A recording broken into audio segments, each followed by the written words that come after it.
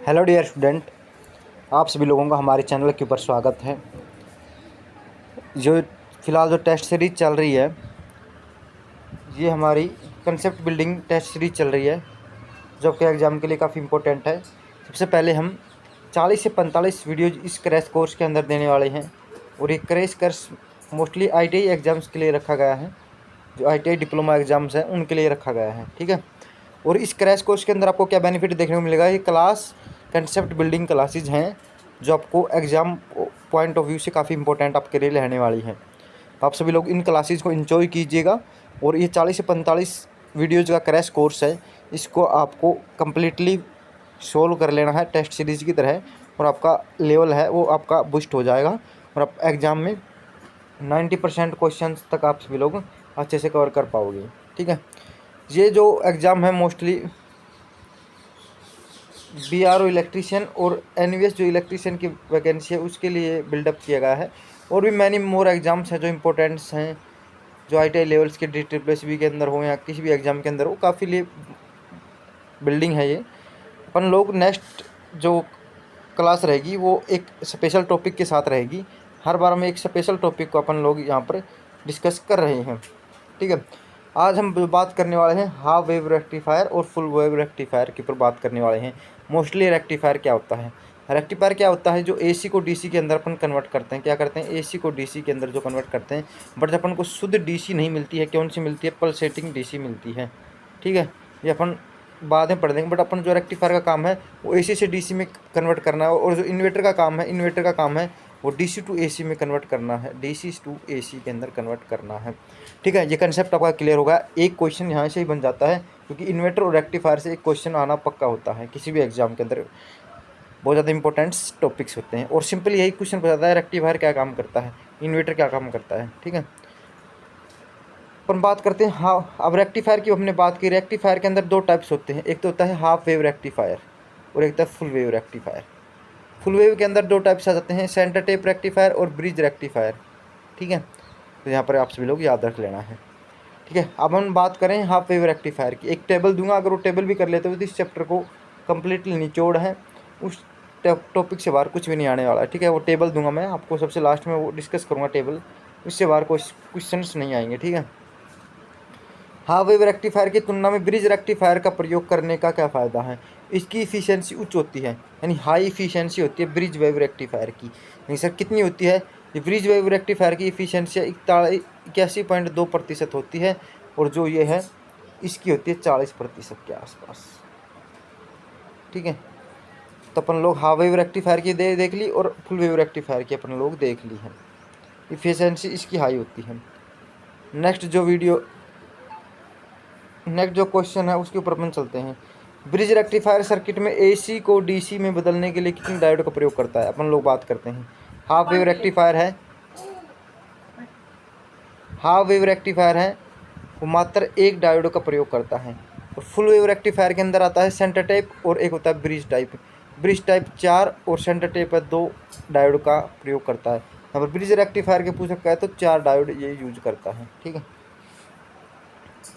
Full wave rectifier की efficiency कितनी होती है, 81.2। यहाँ पर बी ऑप्शन बिल्कुल इसका राइट आंसर रहेगा, ठीक है। जो बैटरी चार्जर है वो एज ए रेक्टिफायर काम करता है, यहाँ पर क्या रहेगा, एज ए रेक्टिफायर काम करता है, तो इसका ए ऑप्शन बिल्कुल राइट आंसर रहेगा। रेक्टिफायर परिपथ में फिल्टर का काम क्या होता है, तो फिल्टर का काम होता है रिपल्स को कम करना, यानी यहाँ पर रिपल्स को कम करना ही किसका काम होता है, फिल्टर का काम होता है। तो रिपल्स कम करता है फिल्टर। नेक्स्ट क्वेश्चन की तरफ चलेंगे। कंसेप्ट आपके बिल्ड होते चले जाएंगे धीरे धीरे, ठीक है। टेबल अगर आपका लास्ट में टेबल पढ़ लेते हो तो इस चैप्टर से 12 एक भी क्वेश्चन नहीं जाने वाला है, डेफिनेटली मैं गारंटीड बोल रहा हूँ ये बात। निम्नलिखित में से किसे सेंटर टेप ट्रांसफार्मर में पूर्ण फुल वेव रेक्टिफायर के लिए कितनी डायोड की आवश्यकता होती है। सेंटर टेप की बात कर रहे हैं तो सेंटर टेप के अंदर 2 रेक्टिफायर की अपन लोग जो 2 डायोड्स की यूज करते हैं, ठीक है। फुल वेव के अंदर अपन लोग 4 और हाफ वेव के अंदर 1 रेक्टिफायर के अपन लोग यूज करते हैं। यही क्वेश्चन बनता है मोस्टली रेक्टिफायर वाला। 3 phase full wave bridge rectifier में कितने SCR की यूज होती है, SCR 6 यूज करते हैं। अगर डायोड पूछें तो डायोड अपन लोग 4 यूज करते हैं फुल वेव ब्रिज रेक्टिफायर के अंदर। ठीक है, ये जो चित्र दिया गया है ये पूछा है कि किस को संदर्भित करता है, तो शंट पॉजिटिव क्लीपर को ये क्या करता है, इसका राइट आंसर रहेगा शंट पॉजिटिव क्लीपर। ठीक है, तो ये ज़्यादा कोई आने वाला क्वेश्चन नहीं है, बट थोड़ा सा अगर डिफिकल्ट बनता है तो इस प्रकार से क्वेश्चन पूछा जा सकता है। हाफ वेव रेक्टिफायर की जो एफिशिएंसी होती है वो 40.6 होती है, तो इसका ए ऑप्शन बिल्कुल राइट आंसर है। और फुल वेव की पूछे तो 81.2, चाहे शंट टेप की पूछे चाहे ब्रिज की पूछे तो 81.2 ही राइट आंसर रहेगा। एकल करण अर्थ ब्रिज रेक्टिफायर के मुख्य घटकों में से क्या है, तो दो तो कंट्रोल स्विच, दो फीडबैक डायोड और दो कैपेसिटर्स का इसके अंदर यूज करते हैं single phase half bridge rectifier. ठीक है, तो इसके अंदर अपन लोग यूज करते हैं। ये सर्किट पूछा है कि किसका है, तो आप सभी लोग बताइएगा ये किसका सर्किट है, तो single phase half wave rectifier का सर्किट है। ठीक है, तो ये सर्किट किसका है, single phase half wave rectifier का। हाफ वेव रेक्टिफायर में आवश्यक डायोड की संख्या कितनी होती है, हाफ वेव के अंदर एक डायोड के अपन लोग यूज करते हैं। फुल वेव रेक्टिफायर की एफिशिएंसी कितनी होती है, 81.2 होती है, और हाफ वेव की 40.6 होती है। यही क्वेश्चन बनने हैं आपको, जो आपको स्क्रीन पे दिख रहे हैं यही क्वेश्चन आपके पुटअप होंगे एग्जाम के अंदर, तो इनको अच्छे से राइट कर लेना है, क्योंकि ये क्लास से एक भी क्वेश्चन बाहर नहीं जाएगा। आपको 90% क्वेश्चन अगर ये क्रैश कोर्स आपको कंप्लीट करने के बाद सारे के सारे आप इजीली टिक करके आओगे। यदि इनपुट शिखर वोल्टेज यानी इनपुट पीक वोल्टेज V है, तो इनपुट निम्नलिखित में से कौन सा विकल्प centre tap full wave rectifier की पीक इनवर्स वोल्टेज को सही से प्रदर्शित करता है। ठीक है, ये बात बताता हूँ आपको। PIV अगर पूछी जाती है, PI पीक इनवर्स वोल्टेज किसी भी की पूछी जाती है, हाफ वेव की पूछ सकता है, फुल वेव के अंदर सेंटर टेप की पूछ सकता है, ब्रिज रेक्टिफायर की पूछ सकता है। ठीक है, तो इस यहाँ पर अपन को VM होती है, यहाँ पर 2VM होती है और यहाँ पर 2VM होती है। सेंटर टेप की पूछी है तो अपन को 2VM लगा के आनी है। यहाँ पर VM होती है, ब्रिज रेक्टिफायर की भी VM होती है। ठीक है, और सेंटर टेप की 2VM होती है। ठीक है, तो यहाँ पर आप सभी लोग याद रखना है। फुल वेव रेक्टिफायर की अधिकतम रेक्टिफायर एफिशिएंसी कितनी होती है, फुल वेव की पूछे 81.2, यहाँ पर बी ऑप्शन बिल्कुल राइट आंसर रहेगा। एक मध्य निकासी पूर्ण वेव रेक्टिफायर में यदि हाफ सेकेंडरी वाइंडिंग में VM अधिकतम वोल्टेज है तो पीक इनवर्स वोल्टेज क्या होगी, तो 2VM में इसकी राइट आंसर रहेगा। थोड़ा सा डिफिकल्ट क्वेश्चन पूछा गया है, इतना हार्ड पूछा नहीं जाता है, बट आपके लिए बता देता हूँ। ठीक है, निम्नलिखित में से क्या centre tap full wave rectifier और सेतु रेक्टिफायर के समान नहीं होता है, तो पीक इनवर्स वोल्टेज वो समान नहीं होती है किसी भी की। हाफ वेव रेक्टिफायर की VM होती है, फुल वेव सेंटर टेप की 2VM होती है और ब्रिज की भी VM होती है। ये इनवर्स वोल्टेज सेम नहीं होती है। 415 volt 50 hertz 3 phase full wave rectifier की रिपल फैक्टर क्या होगा, रिपल फैक्टर होगा 300, ये रट लेना आपको। ठीक है, इसका फॉर्मूला भी है, वो आपको कभी थ्योरी क्लास के अंदर डिस्कस किया जाएगा, क्योंकि थोड़ा सा आउट ऑफ कॉन्टेक्स्ट चला जाता है, यानी हाई लेवल की तरफ बढ़ जाता है, वो न्यूमेरिकल रेक्टिफायर से आता है। बहुत कम चांसेज हैं रेक्टिफायर से कोई क्वेश्चन पुटअप हो।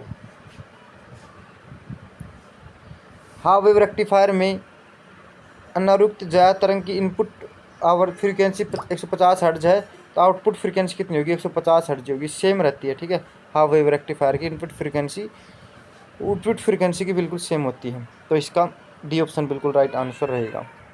यदि किसी centre tap full wave rectifier की अर्ध द्विव्यक्ति वाइंडिंग में अनुप्रयुक्त वोल्टा 48 वोल्ट है, तो पीक इनवर्स वोल्टेज 96 वोल्ट रहेगी, तो इसका डी ऑप्शन बिल्कुल राइट आंसर रहेगा। ठीक है, ये हमने रेक्टिफायर से जितने भी क्वेश्चन बन रहे हैं सारे के सारे डिस्कस कर दिए, इनसे बाहर नहीं जाएगा। ठीक है, हाई लेवल तक टच कर दिया रेक्टिफायर के क्वेश्चंस का। अगर आपको लर्न करनी है तो ये टेबल मैं आपको बताता हूँ, टेबल लर्न कर लेना, इससे बाहर एक भी क्वेश्चन नहीं जाएगा। हार्ड से हार्ड, लो से लो लेवल, इस टेबल से बाहर नहीं जाएगा। ठीक है, इसके आंसर भी PDF आपको मिल जाएंगी। ये क्लासेज की PDF आपको प्रोवाइड करवा दी जाती है। टेलीग्राम चैनल पर जुड़ जाना है, इंजीनियर्स लैब नाम से टेलीग्राम चैनल, वहाँ पर आपको ये PDF मिल जाएंगी। ठीक है, मैं देखता हूँ half wave rectifier, full wave rectifier, full wave rectifier, centre tap है, ये ब्रिज रेक्टिफायर है, मैंने पहले ऊपर समझा दिया है। अब कहेंगे हाफ वेव रेक्टिफायर के अंदर एक डायोड अपन लोग यूज करते हैं, सेंटर टेप के अंदर 2 डायोड, ब्रिज रेक्टिफायर के अंदर 4 डायोड अपन लोग यूज करते हैं। इतना आपको याद रखना, ये यहाँ से क्वेश्चन बनता ही बनता है। दूसरी बात, फ्रीक्वेंसी से पूछ लेता है फ्रीक्वेंसी से कि हाफ वेव रेक्टिफायर की फ्रीक्वेंसी कितनी होती है, तो F होती है। ठीक है। जब मैंने अभी 150 वाला क्वेश्चन नहीं बताया कि इनपुट फ्रीक्वेंसी कितनी आउटपुट कितनी होती है, तो एफ होती है, सेम फ्रीक्वेंसी होती है। यहाँ पर सेंटर टेप के लिए 2F होती है और यहाँ पर ब्रिज वायर रेक्टिफायर के भी 2F होती है, यानी 2 गुना हो जाती है। यह क्वेश्चन भी याद रख लेना है। पीक इनवर्स वोल्टेज मैंने बताई थी कि हाफ वेव रेक्टिफायर के Vm होती है, सेंटर टेप के लिए 2Vm और फिर आपको ब्रिज रेक्टिफायर के लिए फिर Vm होती है। ये क्वेश्चन भी पूछा जाता है। 3 क्वेश्चन बता दिए मैंने। अब चौथा क्वेश्चन क्या पूछा जाता है ये देखिए। इफिशियंसी पूछी जाएगी। इफिशियंसी हाफ वेव रेक्टिफायर की 40.6% होती है और सेंटर टेप की 81.2 और ब्रिज रेक्टिफायर की 81.3। 4 क्वेश्चन हो गई। ब्रिज रेक्टिफायर के अंदर 10 क्वेश्चन ही बनते हैं, सारे मैं डिस्कस कर चुका हूँ। ठीक है, अब देखिएगा एवरेज वैल्यू और आरएमएस वैल्यू को थोड़ा सा आपको अच्छे से समझाऊंगा मैं। यहाँ पर देखिएगा क्वेश्चन पूछा जाता है ripple factor half wave rectifier का, तो 101.21 होता है। ठीक है, और फुल वेव रेक्टिफायर का 4.482 भी लगा लीजिएगा, यहाँ पर पूरा नहीं दे रखा 2, यहाँ पर 2 लगा लीजिएगा। ये होता है रिपल फैक्टर। ये क्वेश्चन भी पूछा जाता है। 5 क्वेश्चन बता दिए। अब यहाँ से क्वेश्चन भी पूछा जाता है कि ट्रांसफॉर्मेशन यूटिलाइजेशन फैक्टर, ठीक है, तो 2UFV याद रख लेना। हाफ वेव रेक्टिफायर के लिए 0.287 होता है। फुल वेव सेंटर टेप के लिए 693 होता है और सेंटर टेप के लिए 812 होता है, 0.812। ठीक है, तो ये भी याद रख लेना। आपको ये थोड़ा सा डिफिकल्ट हो जाता है बट लर्न करना है आपको। ठीक है, छोड़ना बिल्कुल भी नहीं है। पीक फैक्टर पूछा है, 2 होता है हाफ वेव रेक्टिफायर का peak factor. 1.14 1.414 1.414 full wave rectifier के लिए होता है। ठीक है, सेंटर टेप हो चाहे ब्रिज हो, ये ऐसा ही होता है। बात करते हैं फॉर्म फैक्टर। यहाँ पर फॉर्म लग देना। Form factor 1.57 half wave rectifier के। फुल वेव रेक्टिफायर के 1.11 चाहे सेंटर टेप हो चाहे ब्रिज रेक्टिफायर हो। यहाँ तक आपने पढ़ लिया। अब एवरेज वैल्यू और आरएमएस वैल्यू पूछी जा सकती है, पूछी नहीं जाएगी, बट आपको लर्न कर लेना, टेबल लर्न कर लेना। रेक्टिफायर से एक भी क्वेश्चन बाहर नहीं जाएगा, गारंटीड। एवरेज वैल्यू होती है, कितनी होती है देखिए, पहले बताता हूँ मैं। फुल वेव रेक्टिफायर की एवरेज वैल्यू कितनी है, 2Vm/π। फुल वेव रेक्टिफायर दोनों की सेम होती है। अगर करंट की बात करते हैं तो 2Im/π, वी की जगह आई यूज हो जाता है। अगर आपको इनसाइडली बात करते हैं कि हाफ वेव के लिए, फुल वेव के लिए है सेंटर टेप और ब्रिज के लिए, दोनों के लिए हाफ वेव की बात करते हैं तो इसके 2 हटा देंगे। Vm/π एवरेज वैल्यू बता रहा हूँ मैं, और Im/π ये करंट के संदर्भ में है। ठीक है, तो ये भी हो गया। ये हो गया। आरएमएस वैल्यू बताता हूँ, देखिए तुम्हें आरएमएस वैल्यू फुल वेव की बता रहा हूँ, ब्रिज और सेंटर टेप दोनों की। Im/√2। ठीक है, Vm/√2। √2 अपन लोग नीचे करेंगे। ठीक है, ये करंट के संदर्भ में बता दी, वोल्टेज के संदर्भ में बता दी। और हाफ वेव की बात करते हैं, यानी आधा की बात करते हैं, तो Im/2 Vm/2। ठीक है, पूरी मैंने ये टेबल समझा दी है। टेबल से बाहर एक भी क्वेश्चन नहीं जाएगा। अगर इससे भी बाहर क्वेश्चन नहीं जा सकता, इससे बाहर कभी क्वेश्चन नहीं जाएगा। PDF आपको ये टेबल समेत मैं आपको प्रोवाइड करवा दूंगा। ठीक है, बिल्कुल HD क्वालिटी की PDF आपको प्रोवाइड करवाई जा रही है, HD क्वालिटी की। ठीक है, इससे बाहर जाने के 0% चांसेस हैं इन HD क्वालिटी PDFs के। क्वालिटी कंटेंट आपको प्रोवाइड करवा जा रहा है, तो आप इसका बिल्कुल फ़ायदा उठाए। फ्री ऑफ कॉस्ट ये आपको पेड बैच है, फ्री ऑफ कॉस्ट आपको यूट्यूब के ऊपर देखने को मिल रहा है। धन्यवाद।